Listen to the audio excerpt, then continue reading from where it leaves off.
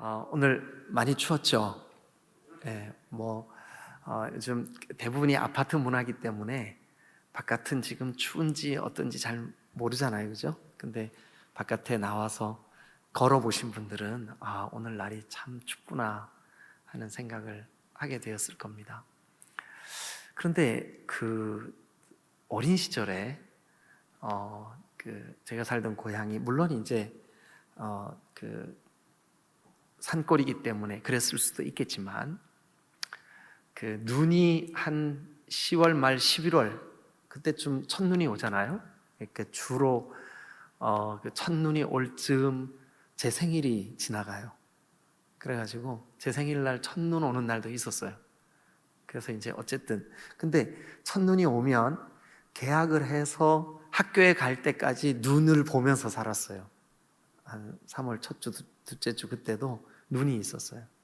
그리고 이제 그 옛날에는 아버지가 이제 그 소죽 솥에 물을 좀 끓여가지고 식구들 세수 때 세숫물 하잖아요.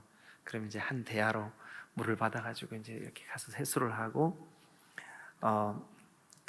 닦고 방에 들어가려고 문고리를 딱 잡으면 진짜 여러분들이 믿거나 말거나 이 진짜 무슨 제가 얘기하면 전설의 고향 같이 여러분 눈이 진짜 그럴까? 이러시는데 진짜 그랬어요. 이게 얼어서 쪽쪽 소리가 날 정도로 그렇게 추웠어요. 그런데 그때는 뭐 블랙 야크가 있는 것도 아니고 그죠? 롱 패딩이 있는 것도 아니고 얼마나 추웠을까요? 네, 그래서 지금도 기억나는 게 학교 가다가 너무 추워가지고 그 모퉁이를 이렇게 도는 햇빛이 따뜻하게 비추는 그 모퉁이 거기에 바위 앞에 햇빛을 이렇게 쬐면서 춥다고 막 제가 울었던 기억이 나요. 그랬더니 누나가 누나 주머니에다 내 손을 이렇게 넣어주면서 울지 마, 울지 마 그랬던 기억이 나요. 구정 명절 그러면 참 그 옛날 생각 가운데 어떤 생각이 많이 나냐 하면 그 옛날에는 명절 때 되면 꼭 엿을 고았어요. 우리 고향만 그랬을지도 몰라요. 엿을 고았어요. 엿. 그래서 그 다리다가 조금 덜 다리면 그게 조청, 좀 더 다리면 그게 엿. 그래서 처음에 뜨거울 때는 이게 엿이 부드럽잖아요. 그래가지고 엄마가 밀가루 대충 이렇게 그 쟁반 위에다가 술술 뿌려서 그 위에다가 엿을 이렇게 둥그렇게 모양을 내서 이렇게 부어 놓죠. 그러면 이제 그게 굳어요. 뭐 이만큼 두툼한 엿이죠. 그 엿을 이렇게 추울 때 그 홍두깨 같은 걸로 이렇게 톡 때려서 깨가지고 입에 넣고 먹죠. 근데 이제 어릴 때니까 정교하게 작게 못 깨잖아요. 그러니까 이만하게 깨잖아요, 그죠? 그래가지고 이렇게 먹다 보면 막 침도 뚝뚝 떨어지고 그러죠. 근데 옆집 규선이가 그거 너무 맛있어 보인다고 한 입만 그러면서 따라와요. 그럼 제가 제 입에 있던 걸 쑥 빼서 한 번 이렇게 물려주고 한 번만이다 쑥 하고는 얼른 또 제 입에다 집어넣고 그랬던 기억이 나요. 참 그 정답고 그죠? 그때 그런 어린 시절에 그런 추억들이 아름답고 예. 그런데 어느새 세월이 이렇게 지나가지고 고향도 간 데 없고 고향에 그 정이 그리워가지고 그 어릴 때 그 모습이 그리워서 지난 여름에 제가 교회에서 휴가 얻어서 우리 아이들 그 아들네 내외 딸네 내외 데리고 고향에 갔어요. 그래 갔는데 비포장 꼬불꼬불 하던 길이 다 아스팔트로 아주 반듯반듯하게 길이 다 껴가지고 재미가 하나도 없는 거예요. 어린 시절 그 넓어 보이던 예배당 갔더니 손바닥만 한 거예요.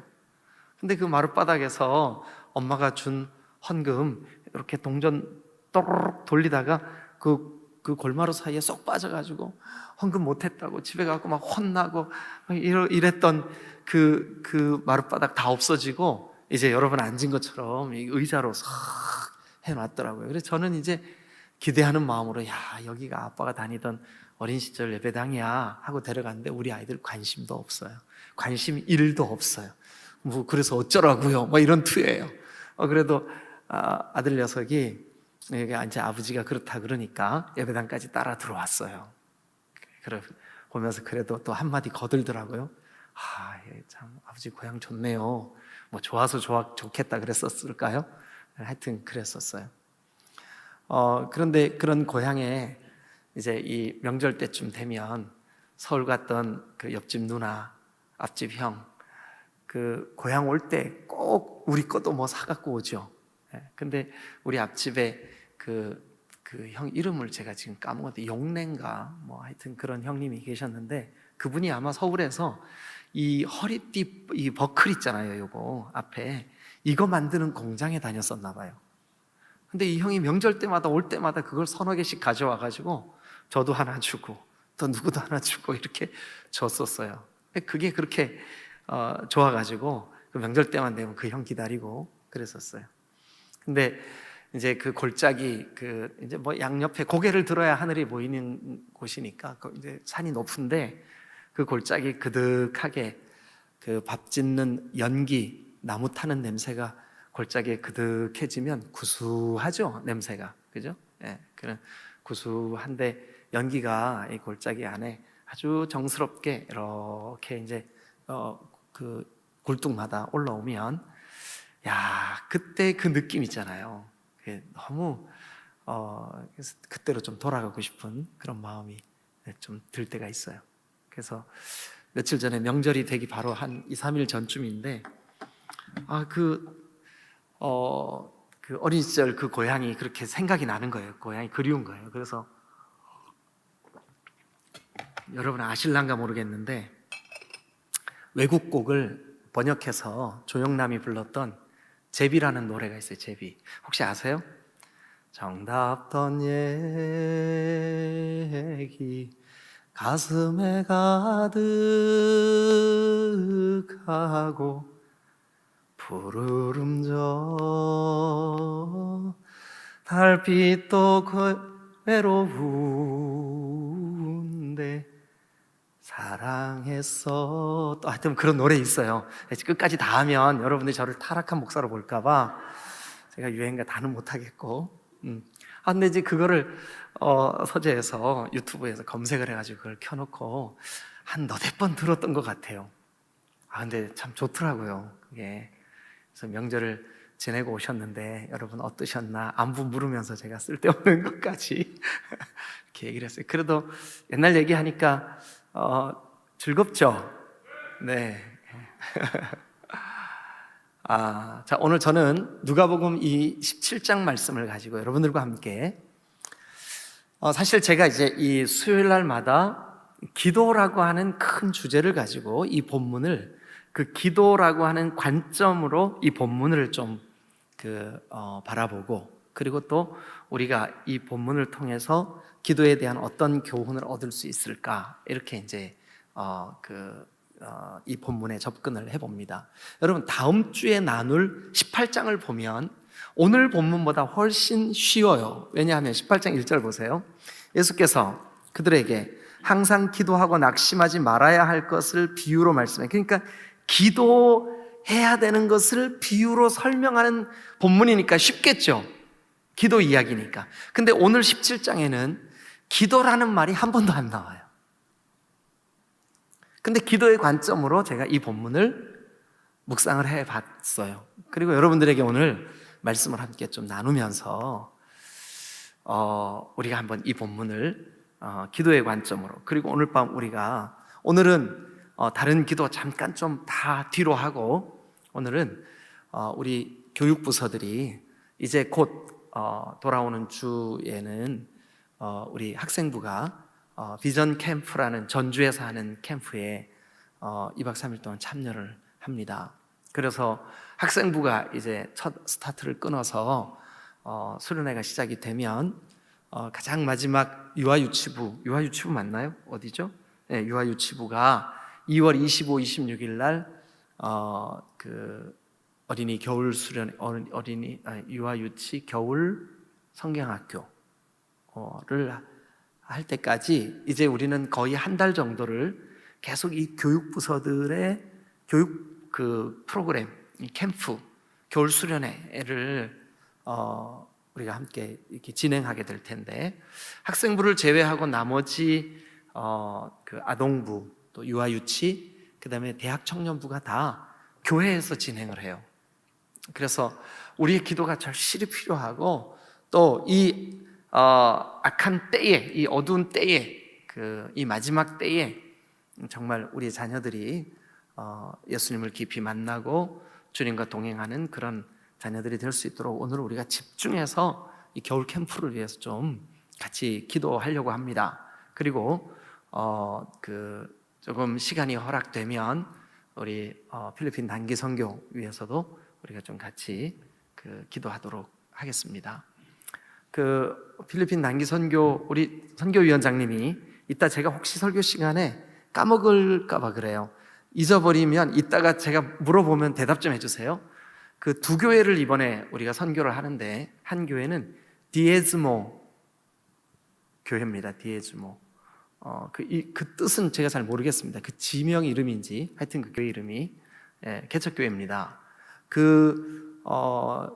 이번에 우리가 방문하는 그 마닐라 침례 신학교 출신 목회자가 개척한 교회입니다. 그리고 또 한 교회는 교회 이름이 소망의 항구 교회입니다.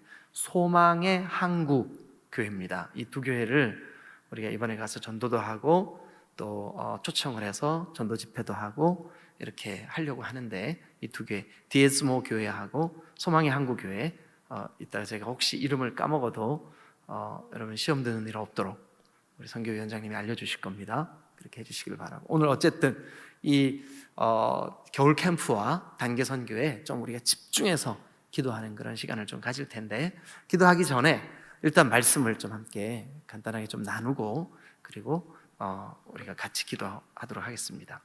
여러분, 이 17장을 얼른 좀 살펴보시면 37절로 구성되어 있어요. 37절. 그런데 중간쯤, 이게 지금 우리가 장절이 이렇게 나뉘어져 있기 때문에 우리가 조금 정확한 중간이라고 하기는 어렵지만, 구조적으로 볼 때 중간쯤 되는 20절, 요 20절에 있는 중요한 어떤 진리, 요 진리를 중심으로 전후, 앞뒤에 예수님께서 교훈하시는 형식으로 이 17장이 구조가 그렇게 만들어져 있어요. 그러면 먼저 가운데 있는, 그러니까 이 본문의 한 가운데 있는 중요한 개념이 뭔지를, 그러니까 예수님이 우리에게 좀 들려주시고자 하시는 메시지의 내용이 뭔지를 우리가 좀 보고, 앞에 있는 내용, 뒤에 있는 내용을 간단하게 요약해 드리면서 오늘 우리가 그것을 기도라고 하는 이 수요 기도회 시간과 연결을 해서 좀 적용을 해보도록 하겠습니다. 자, 먼저 19절, 20절 말씀을 우리 다 같이 한번 한 목소리로 같이 읽겠습니다. 20절, 21절입니다. 20절, 21절. 죄송합니다. 자, 20절, 21절. 다 같이 시작. 바리새인들이 하나님의 나라가 어떤 때에 임할까 묻거늘 예수께서 대답하여 이르시되 하나님의 나라는 볼 수 있게 임하는 것이 아니요 또 여기 있다 저기 있다고도 못하리니 하나님의 나라는 너희 안에 있느니라. 자, 여기 하나님의 나라가 어느 때 임합니까? 하고 누가 물었을까요? 누가 묻죠? 바리새인들이 물어요. 바리새인들. 여러분, 바리새인들 그러면 여러분 느낌이 딱 어때요? 예수님이 싫어했던 사람들. 근데 바리새인이라고 예수님이 다 싫어했을까요? 아니에요. 절대 그렇지 않아요. 여러분, 바리새인 가운데 니고데모 같은 사람은 밤에 예수님께 찾아와서 어떻게 해야 영생을 얻습니까? 중요하고 진지한 질문을 합니다. 또 바리새인 가운데 어떤 사람은 예수님의 사역을 아주 잘 도왔던 사람들도 있어요. 그러니까 바리새인이기 때문에 미워한 게 아니라 그들이 가지고 있었던 신앙 행태 때문에 예수님이 싫어했어요. 그게 뭐냐 하면 형식주의예요. 형식주의. 여러분, 우리 신앙이 정말 형식주의, 율법주의 이런 데 빠지면 안 됩니다. 예수님이 너무 싫어하십니다. 그래서 이 바리새인들이 이제 이 사람들은 굉장히 이렇게 경직된, 이렇게 자기가 가지고 있는 어떤 그 틀, 그것을 벗어나지 못하는 그런 신앙생활을 하고 있었어요. 그래서 그들이 와가지고 예수님이 그의 가르침의 대부분이 하나님의 나라라는 사실을, 이 사람들이 전혀 이 예수님에 대해서 별로 관심도 없고 거부감을 가지고 있었던 바리새인들조차도 예수님의 가르침을 이제 저 예수님은 입만 열면 하나님의 나라 가르치는구나. 그래서 그 바리새인들이 예수님께 와서 이렇게 묻습니다. 하나님의 나라가 어느 때 임합니까? 오늘 여기 그 성경에 보니까 바리새인들이 하나님의 나라가 어느 때 임하니까, 어느 때 임하나이까 물었어요. 그랬더니 예수님이 이렇게 대답하십니다. 여기 앞에 아마 이런 말이 생략되어 있을 것 같아요. 너희가 하나님의 나라가 뭔지 모르는구나. 하나님의 나라는 네가 하고 있는 그 생각과 좀 달라. 그러면서 이제 대답을 하시죠. 하나님의 나라는 볼 수 있게 임하는 것이 아니요, 또 여기 있다 저기 있다고도 못하리니 하나님의 나라는 너희 안에 있느니라. 근데 이게 좀 더 좋은 번역을 하려면 하나님의 나라는 너희 안에 임하느니라, 이렇게 번역하는 게 더 좋아요. 너희 안에 임하느니라. 그러니까 여러분, 하나님의 나라는, 바리새인들은 아마 틀림없이 하나님의 나라, 죽어서 가는 천국을 생각했을 것 같아요, 제 생각에. 근데 예수님은요, 전혀 그 개념이 아니라는 것을 이 형식주의자들, 이 율법주의자들이 좀 깨달으면 좋겠다, 이런 마음으로 하나님의 나라는 그렇게 임하는 게 아니야. 네 안에 임해. 이걸 이제 가르쳐 주시는 거죠. 네 안에 임해. 근데 여러분들도 한번 대답해 보세요. 여러분, 제가 여러분들에게 하나님의 나라라고 하는 말을 굉장히 많이 하잖아요. 그죠? 그리고 자주 하잖아요. 그러면 정직하게 우리 한번 대답해 보는 거예요.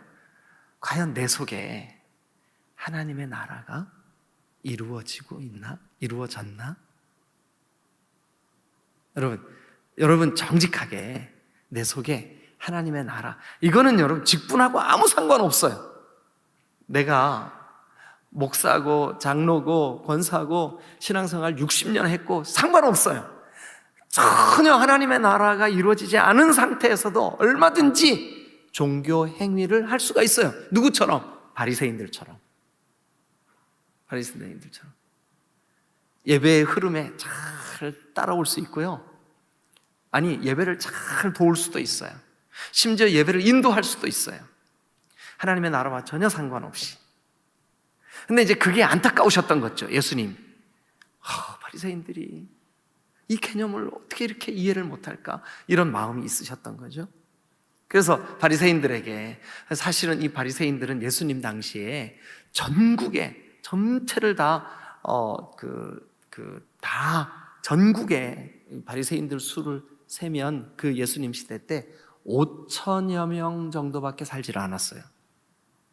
그러니까 여러분, 우리 대한민국에 물론 우리보다 훨씬 나라가 작고 인구도 작았긴 하지만 전국에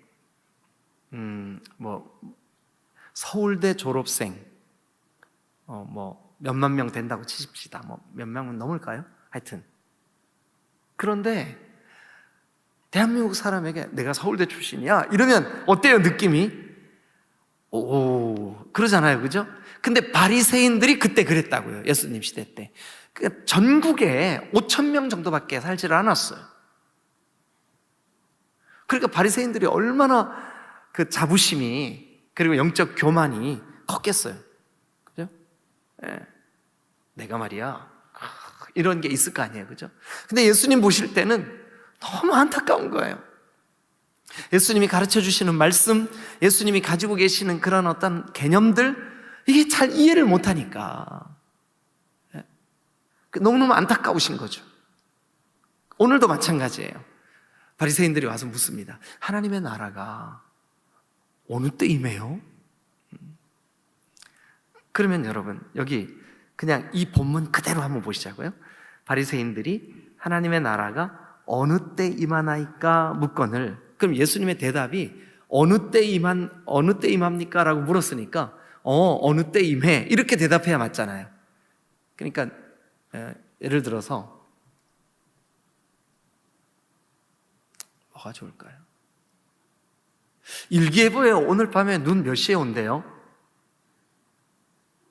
그래, 제가 이제 이 질문을 합시다. 최영당 목사님, 언제쯤 눈 와요? 아니, 그냥 이거 틀려도 괜찮아. 답이 없어. 그냥 내가 묻는 게 중요해요. 언제쯤 눈 와요? 12시에 온다고 합니다. 그렇죠. 이렇게 대답해야 맞잖아요. 그죠? 그런데 여기 보세요. 나라가 어느 때 임합니까? 했는데 예수님은 어느 때를 대답해요? 아니면 그 임하는 방식을 대답해요? 답이 좀 엉뚱하잖아요. 그러니까 묻는 답하고 대답하는 답하고 다르잖아요. 그죠? 그러니까 얼만큼 바리새인들이 하나님의 나라에 대해서 개념을 이해하지 못하고 있는가를 알 수가 있어요. 엉뚱한 질문을 한 거죠. 그러니까 질문 자체가 잘못된 거죠. 예. 그래서 저는 오늘 이 17장 본문으로 이게 틀림없이 이 17장이 구조적으로 한 가운데 중심축을 이루고 있는 하나님의 나라라고 하는 이 개념, 이것을 가지고 앞, 뒤 문장이 전개된 것은 틀림없는 사실인데, 이것은 제 얘기가 아니라 이 누가복음을 연구하는 많은 주석가들이 이 누가복음 17장의 구조를 그렇게 얘기를 해요. 하나님의 나라라고 하는 중심축, 그리고 전 문맥과 후 문맥이 지금 예수님의 교훈으로 이루어져 있다, 이렇게 그 얘기를 해요. 자, 그런데 우리가 이 관점으로 한번 가보시자고요. 이 바리새인들, 하나님의 나라에 대한 개념을 이해를 못하고 있지만 진정으로 하나님의 나라가 이루어진 사람, 하나님의 나라를 이해하고 그 하나님의 나라를 사는 사람에게 여러분 이런 삶의 열매가 맺혀요. 이런 삶의 열매가 맺혀요. 그게 전후 문맥이에요. 그럼 어떤 열매가 맺힐까? 자, 일단 여러분 이 질문을 가지고 따라오세요. 하나님의 나라를 사는 사람에게 어떤 열매가 맺힐까? 첫 번째는 이거예요. 1절 읽어주세요. 시작. 예수께서 제자들에게 이르시되 실족하는 것이 없을 수는 없으나 그렇게 하게 하는 자에게는 화로다. 그러니까 예수님이 제자들에게 이제 가르쳐 주시는 거죠. 말씀하시는 거죠.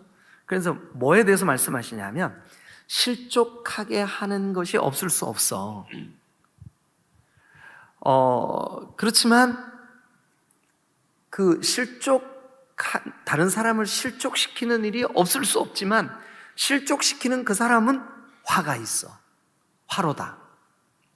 그러면서 이제 그 다음에 뭐라 그러냐면 2절 시작. 그가 이 작은 자 중에 하나를 실족하게 할진대 자나를 연자 맷돌을 그 목에 매어 바다에 던지는 것이 나으리라. 네.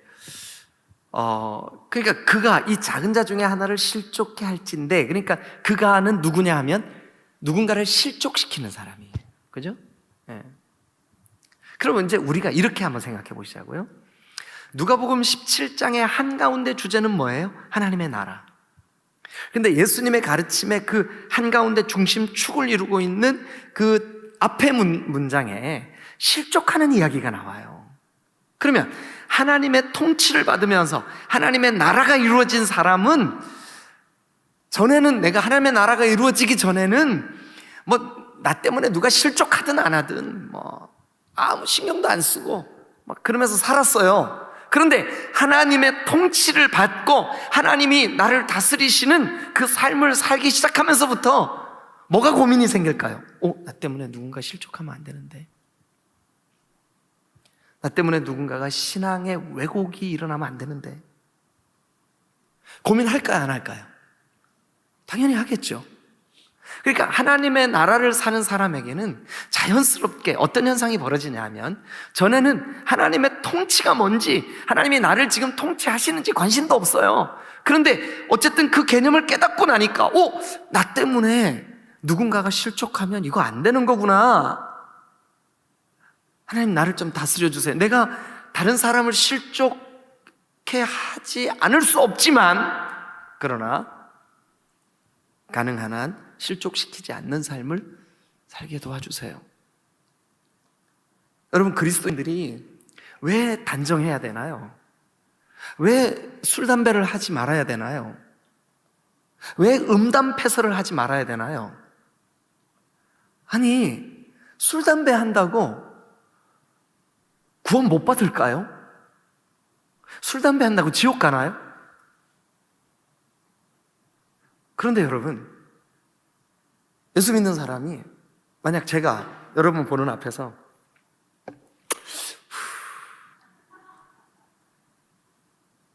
그럼 여러분 아유 덕스러워, 우리 목사님 덕스러워 이럴까요? 아니면 시험 들어서 신앙생활 꼭 저렇게 해야 되겠어? 어때요 여러분? 시험 들겠죠? 실족하겠죠? 그죠?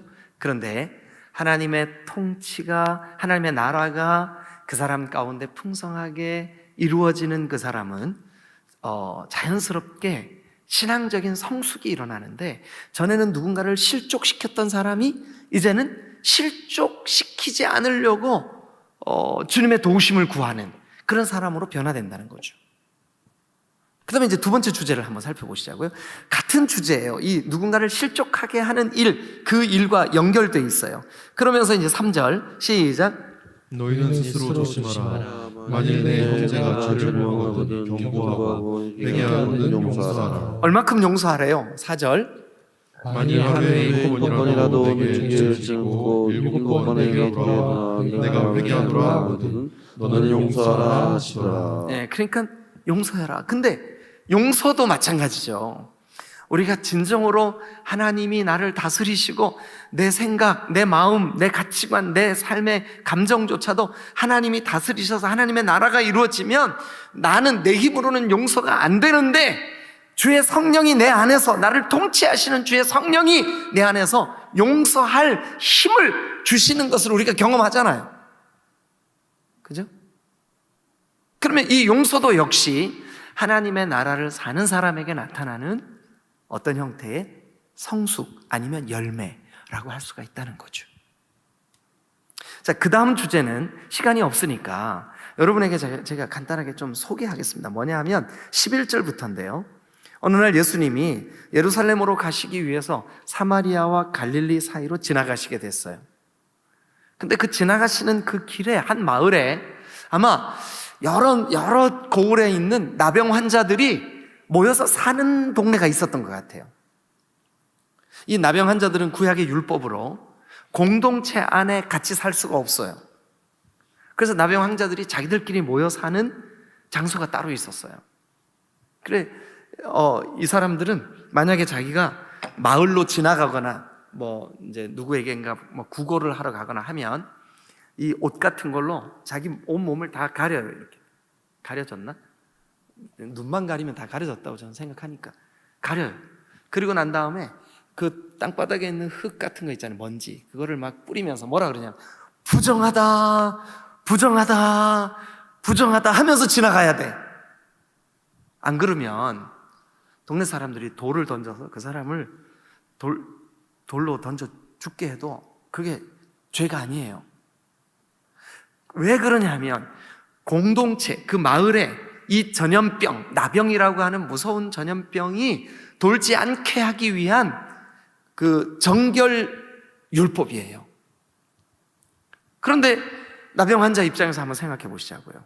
만약에 어떤 한 사람이 가정에 막 형제 자매들이 있고 부모들이 있는데 그 중에 한 형제가 나병이 걸렸어요.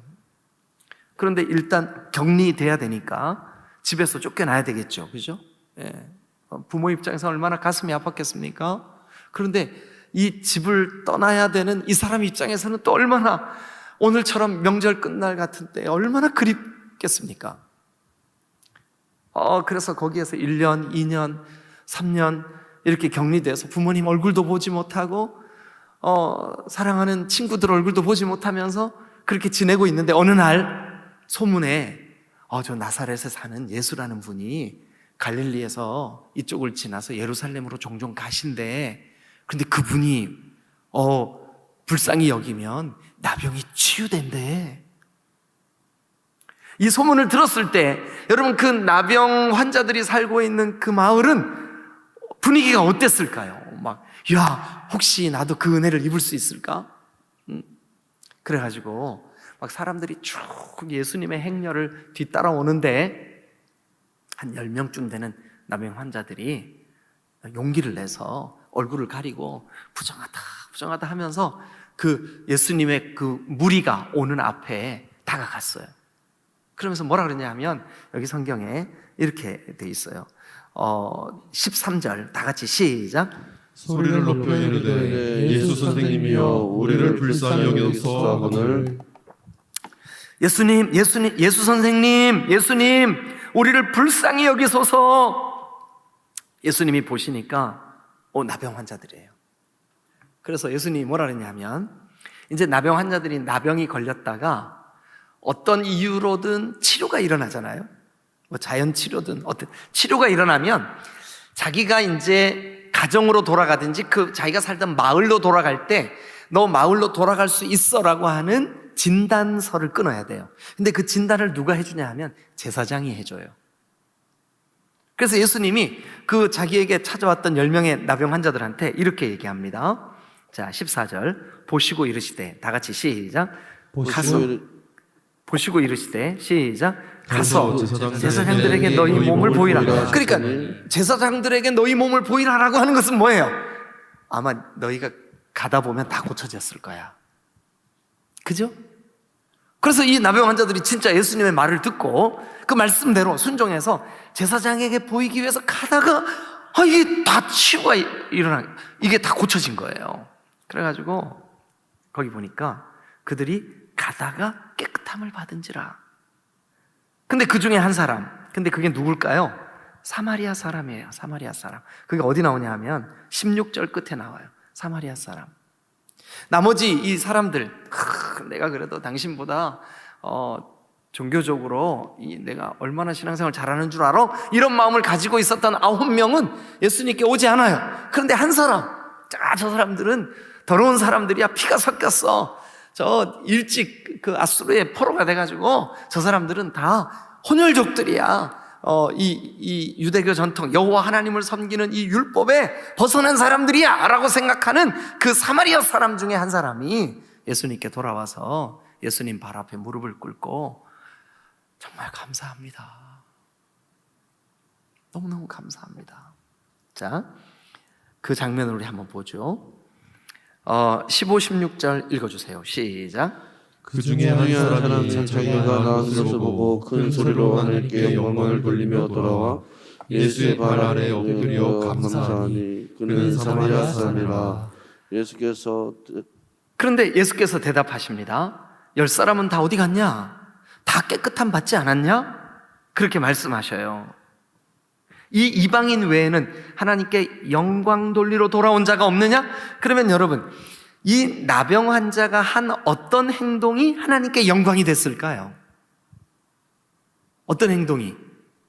감사가. 그러면 여러분 16절에 있는 감사의 동그라미 치시고 18절에 있는 하나님께 영광의 동그라미 쳐보세요. 그러니까 이 문맥으로 볼 때 감사 이퀄 뭘까요? 하나님께 영광. 그러니까 우리가 하나님께 영광 돌리는 방법 중에 하나가 뭘까요? 감사해요. 당연히 하나님의 나라, 하나님의 통치를 받는 사람, 즉 하나님께 영광 돌리는 삶을 살기 시작한 사람에게 그 사람이 사는 삶의 특징 중에 하나가 뭘까요? 감사예요. 감사. 자, 그러면 이제 제가 결론을 맺을게요. 그리고 이제 뭐 더 살펴봐야 되지만 뒷부분은 뭐냐 하면 세상 끝날에 대한 질문과 대답이에요. 세상 끝날. 주님이 언제 오실지. 어젠가 그젠가 혹시 여러분들도 보셨을지 모르겠는데 인터넷 뉴스에 보니까 세계 그 모든 그 기후, 그 다음에 핵, 그 다음에 위험 요소들을 종합 평가를 해서 종말의 때, 지구의 종말까지 지금이 얼마나 남았느냐, 그거를 이렇게 시계로 이렇게 나타내 보여주는 그 시계. 그동안은 뭐 1시간 남았습니다. 뭐 30분 남았습니다. 뭐 막 이렇게 이제 왔는데, 근데 얼마 남았다고 나왔는지 혹시 아세요? 얼마 남았대요? 100초 남았대요. 100초. 그러니까 24시간 중에 100초 남았대요. 지구의 종말이. 그런 시대를 우리가 살고 있어요. 자, 그러면 그런 시대를 사는 우리가 하나님 나라를 사는 사람이라면 어떻게 살아야 될까? 자, 결론을 한마디로 딱 요약해서 말씀드립니다. 여러분, 하나님 나라를 진정으로 사는 사람은 신앙의 성숙이 이루어질 수밖에 없어요. 어떻게 해요? 다른 사람 실족시키지 않습니다. 우리의 말투, 우리의 행동, 다른 사람 실족시키지 않으려고 애를 씁니다. 누군가를 내가 이 말이 다른 사람에게 좀 걸리겠구나 하면 내 마음이 괴로운 거예요. 그러니까 내가 누군가에게 실족시킬 만한 행동이나 말을 하고 난 다음에 거기에 대해서 내가 괴롭고 마음이 힘들고, 이거요, 여러분들이 하나님의 나라를 산다는 증거 중에 하나예요. 하나님 나라를 살지 않으면 그 누군가를 실족시킨 일에 대해서 별로, 이게 뭐 무뎌서 그런 것도 있겠지만 어쨌든 별로 관심이 없어요. 하나님 나라를 사는 사람은, 여러분, 내 힘으로가 아니라 내 안에 나를 통치하고 계시는 주님의 능력으로 우리가 용서하는 사람이 돼요. 그리고 하나님 나라를 진정으로 사는 사람은, 여러분, 우리가 하나님께 영광 돌리는 삶, 오늘 이 본문에서는 감사하는 삶을 살 수가 있어요. 또 여러분, 이 22절부터 쭉 시작된 말세, 마지막 때에 대한 가르침, 주님이 재림하시는 때, 인자의 날, 심판의 날, 지구의 종말, 이 때에 대한 교훈, 이것도 여러분, 만약에 우리가 매 순간 하나님의 다스림을 받고 하나님의 통치를 받는다 그러면 내일 지구의 끝이 와도 오늘 두려워할 필요가 있을까요? 없을까요? 없는 거예요. 왜냐하면 하나님의 통치 가운데 있다가 그 완전하신 통치 가운데로 나아가면 되니까 걱정할 게 없는 거죠.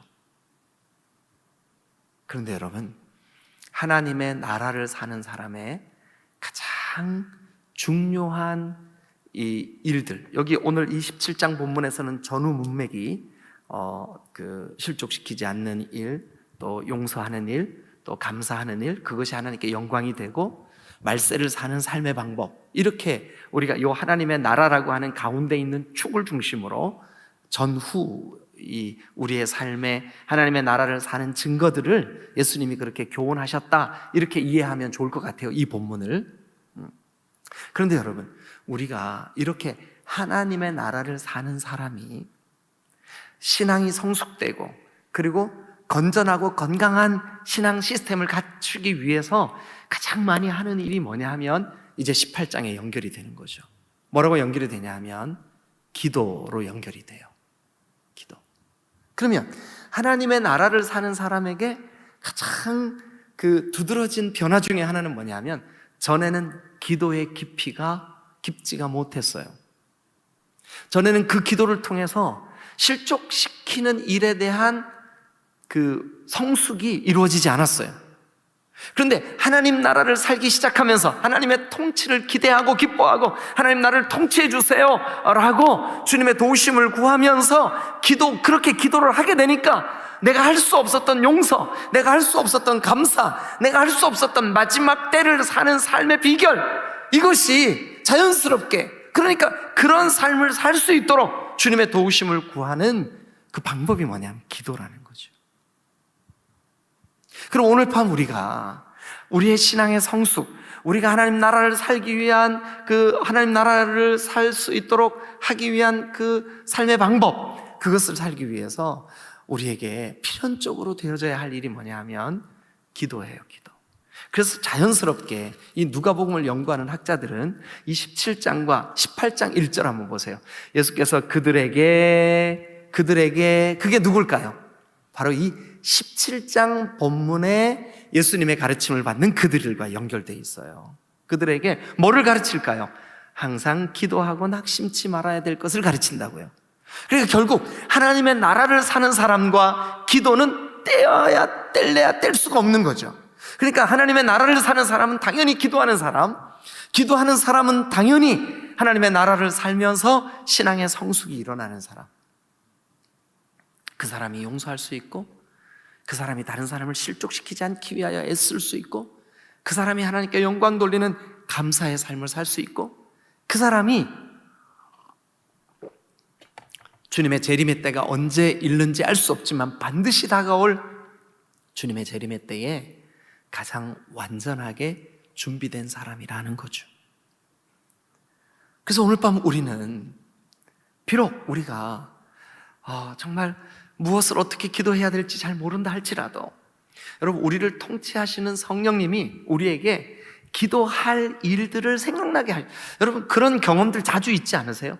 저는 자주 있어요. 어떠냐면 새벽예배 마치고 제가 저 자리에 돌아가서 기도할 때 그 기도를 시작하는 그때까지 생각하지도 못했는데 나도 모르게 기도가 되는 경우가 있어요. 어떨 때는 어떤 사람에 대해서 기도가 돼요.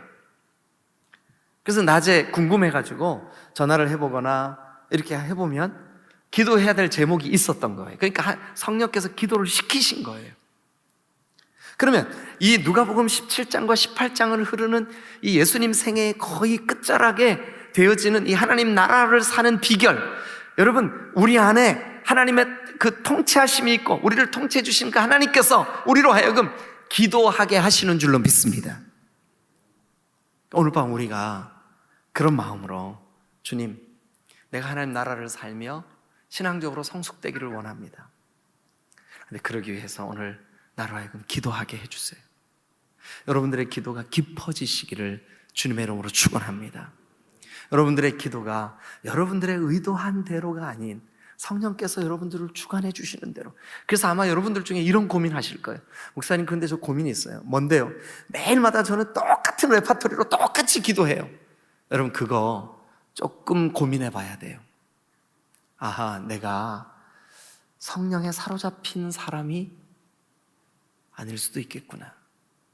성령이 내 안에서 역동적으로 그 풍성하신 성령이 막 역사하신다 그러면, 여러분, 성령은 우리로 하여금 우리가 생각하지 못했던 기도를 하게 하신다고요.